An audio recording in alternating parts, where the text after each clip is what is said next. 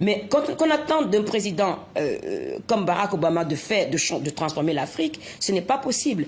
C'est beaucoup plus complexe. Le dossier de l'Afrique, c'est beaucoup plus complexe. Et ce dossier n'a jamais eu beaucoup de place dans la politique étrangère des États-Unis. De toute façon, l'Afrique ne compte pour personne. Il faut être franc quand on le dit, parce que on me l'a rappelé brutalement sur Facebook, parce que quand il y a eu les événements de Charlie Hebdo, je ne pouvais pas être à la place de la République et j'ai posté sur ma page Facebook, je suis Charlie, je suis de tout cœur avec Charlie Hebdo, avec la France et Paris, et que j'aurais aimé être là pour apporter mon énergie et ma force pour ceux qui sont en train de pleurer aujourd'hui. Et du continent africain, les gens me disent, mais Angélique, ça va pas, non? Le même jour, il y a 2000 personnes qui ont été tuées par Boko Haram. Les Africains, on n'en parle jamais. Et quand des Africains meurent, on n'en parle jamais. On ne met jamais la lumière dessus parce que ça n'intéresse personne. Parce que si on commence à s'intéresser à la misère de l'Afrique, on commence à s'intéresser à la puissance qu'est la France et les autres pays qui sont puissants aujourd'hui. Oui. Parce que sans l'Afrique, il n'y aurait pas la puissance de ces pays. Alors, une question avant d'aller à une autre problématique, Sophie. Non, simplement, pendant que Barack Obama était en place, c'est aussi un moment où il y a quand même eu énormément d'attentats, de crimes racistes aux États-Unis. Je voudrais savoir comment vous avez vécu cette période, depuis Ferguson, depuis Charlottesville. Est-ce que vous avez l'impression qu'on est sur une résurgence du racisme, ou simplement c'est qu'il est plus visible aujourd'hui? À l'élection de Barack Obama, une amie à moi m'a dit textuellement ceci: Angélique, on se réjouit aujourd'hui, mais le paiera très cher. J'ai vu un documentaire qui a été fait par le professeur Henry Gates, et je le conseille à beaucoup de gens. C'était toute une série d'un documentaire qu'il a fait qui s'appelle Many Rivers to Cross. Et à chaque fois que les Noirs ont eu un droit, ça a toujours été la chape de plomb.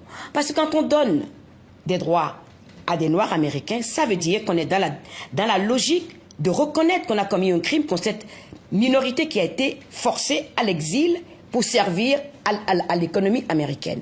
Donc forcément, Barack Obama, personne, quand les Américains ont commencé à écrire la Constitution des États-Unis, jamais ils n'ont pensé qu'un Noir pouvait s'asseoir à la Maison-Blanche, alors que c'est les Noirs qui ont construit la Maison-Blanche. C'est ça, toute l'hypocrisie, la complexité et la douleur des États-Unis, parce que jamais les Américains ne sont dans la discussion pour régler ce problème, et c'est ça qui constitue. Angélique, un chiffre maintenant, 4,5 milliards. En 2100, 4,5 milliards d'Africains peupleront la planète contre 1,3 milliard aujourd'hui.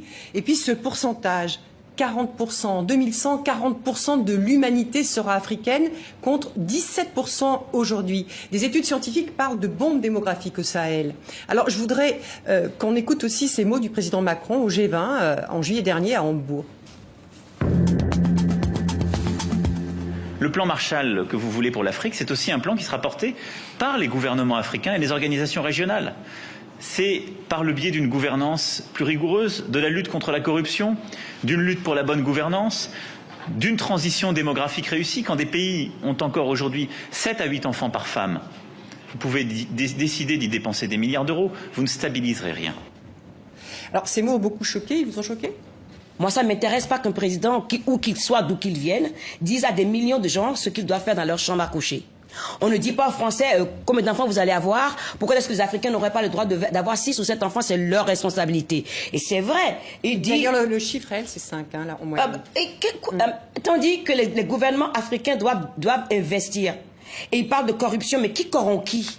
Qui finance la corruption? Il faut être franc. La corruption existe ici, existe aux États-Unis, dans tous les pays européens, il y a la corruption. Mais qui corrompt qui? Trouvons les acteurs de cette corruption qui maintiennent les hommes politiques au pouvoir, les dictateurs qui les maintiennent au pouvoir et qui les financent. Qui c'est qui les récupère quand ils sont plus en... Qui c'est qui les protège une fois qu'ils sont plus au pouvoir? Et puis ils peuvent partir avec autant d'argent qu'ils veulent. Mais attendez, c'est quoi cette hypocrisie-là? Moi, d'abord, il faut déjà parler des dettes des pays africains. D'où viennent ces dettes-là? Et quand on commence à parler de dettes, on se rend compte que la corruption est liée à la dette. Donc, si on veut que les pays africains se développent, il faut qu'on change complètement notre relation avec les dirigeants. Ne plus les corrompre pour les maintenir en place, que ce soit les gouvernements occidentaux ou ce soit les grands groupes qui ne veulent pas payer d'impôts, parce que les plus grandes compagnies françaises ou autres, ils sont en Afrique, la plupart d'entre eux ne payent pas des impôts. S'il n'y a pas de revenus dans un pays, on ne peut pas investir dans l'éducation, on ne peut pas investir dans la santé. C'est-à-dire qu'il faut repenser complètement la dynamique entre les pays riches et les pays africains et poser les choses très clairement en disant tel gouvernement fait ça, on ne fait pas ça. Si on les... J'ai l'impression d'entendre toujours cette rhétorique. Les gens sont corrompus en Afrique, mais ils sont corrompus pourquoi? Mais qui corrompt? Et comment est-ce qu'on en arrive à ça? Aucun économiste m'a répondu à ma question. Comment est-ce qu'un continent qui est le plus riche sur cette planète est le plus de pauvres? Parce que si l'économiste commence à me répondre à ça, on déconstruit tout et on revient toujours au pays à qui ça profite. Le conflit en République démocratique du Congo, les femmes qui sont violées, ce n'est plus le coltan, c'est le cobalt dont on a besoin pour les batteries, pour tout. Et pourquoi est-ce que ça ne finit pas ce conflit? Parce que si le conflit finit, tout d'un coup le prix du cobalt va augmenter. Et qui c'est qui va en profiter? Ce n'est pas les Africains, c'est toujours les Occidentaux qui en profitent. Donc, quelque part, il y a quelque chose qui ne fonctionne pas.